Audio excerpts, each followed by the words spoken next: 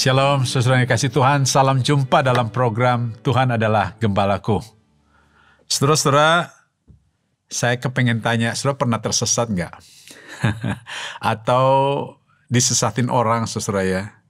Nah, saudara, ketika kita berada di dalam situasi semacam itu, kita tersesat ataupun disesatin orang, saudara, saya kira ekspresi pertama adalah kita upset, kita marah, kita kecewa, kita nggak tenang, bahkan kita cemas ya menghadapi situasi semacam itu.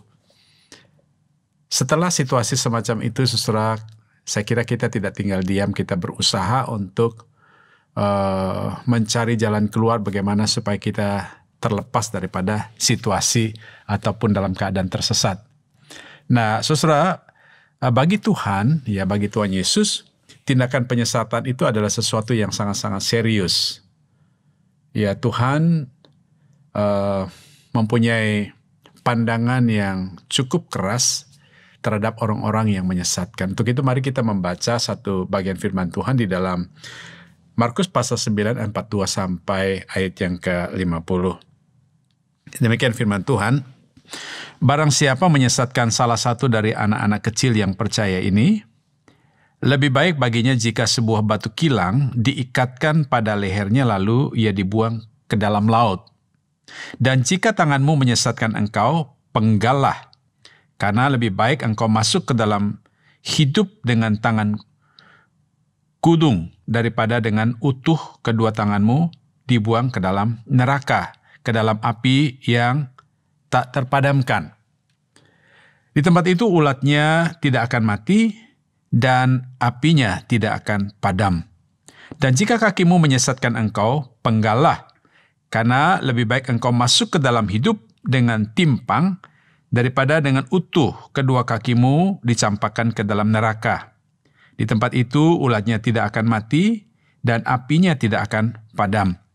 Dan jika matamu menyesatkan engkau, cungkilah, karena lebih baik engkau masuk ke dalam kerajaan Allah dengan bermata satu, daripada dengan bermata dua dicampakkan ke dalam neraka, di mana ulat bangkai tidak mati dan api tidak padam. Karena setiap orang akan digarami dengan api. Garam memang baik, tetapi jika garam menjadi hambar, genangan apakah kamu mengasinkannya? Hendaklah kamu selalu mempunyai garam dalam dirimu dan selalu hidup berdamai yang seorang dengan yang lain. Saudara, dalam teks firman Tuhan yang kita baca tadi adalah berbicara tentang sikap seriusnya Tuhan Yesus terhadap yang namanya penyesatan. Ya, dalam pengertian penyesatan menyelewengkan ataupun mengalihkan iman seseorang ataupun kepercayaan seseorang ataupun mengalihkan kebenaran itu sendiri.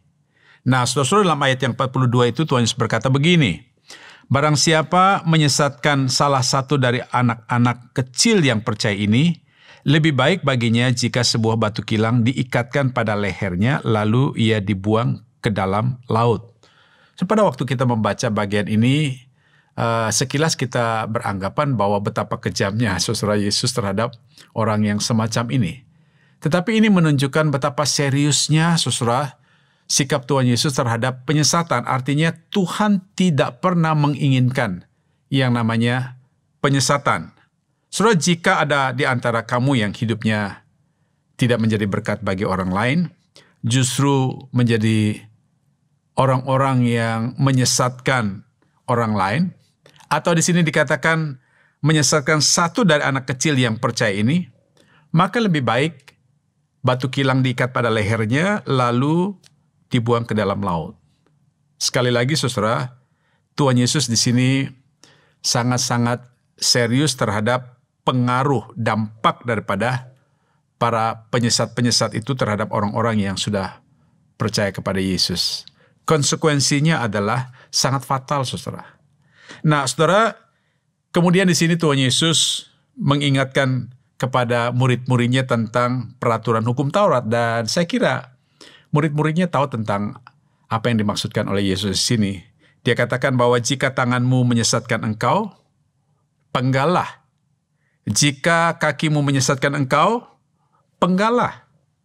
Dan jika matamu menyesatkan engkau, cungkilah.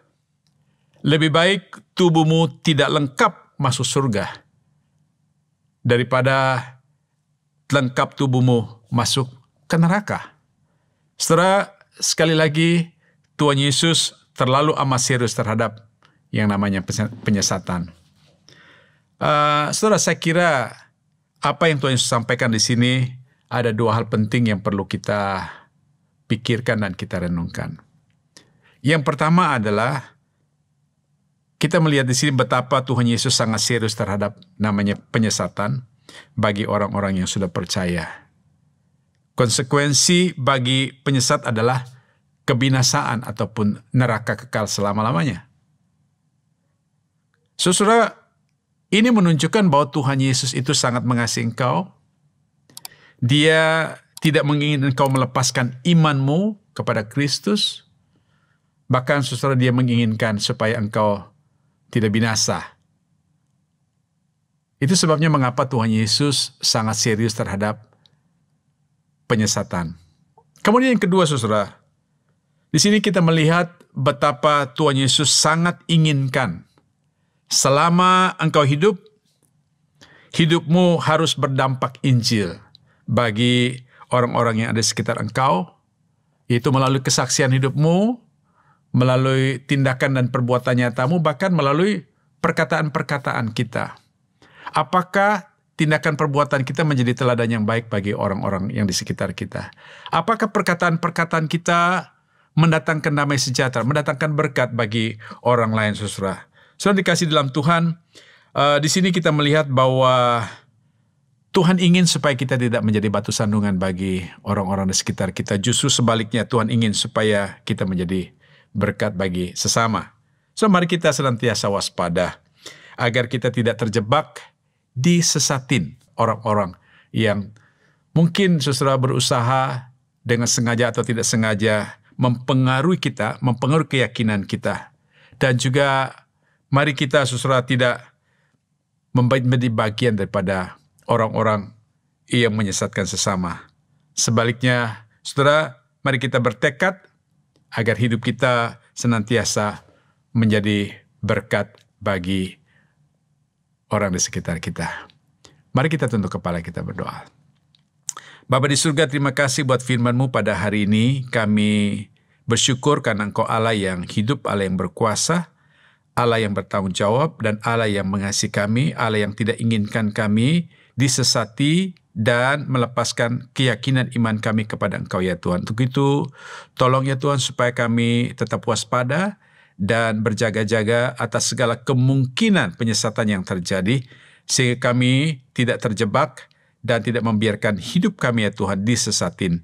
Terima kasih buat firman-Mu ya Tuhan, biar kami tetap teguh dan jadikan hidup kami menjadi berkat bagi orang-orang di sekitar kami ya Tuhan. Terima kasih Bapa, dalam nama Yesus Kristus kami berdoa. Haleluya.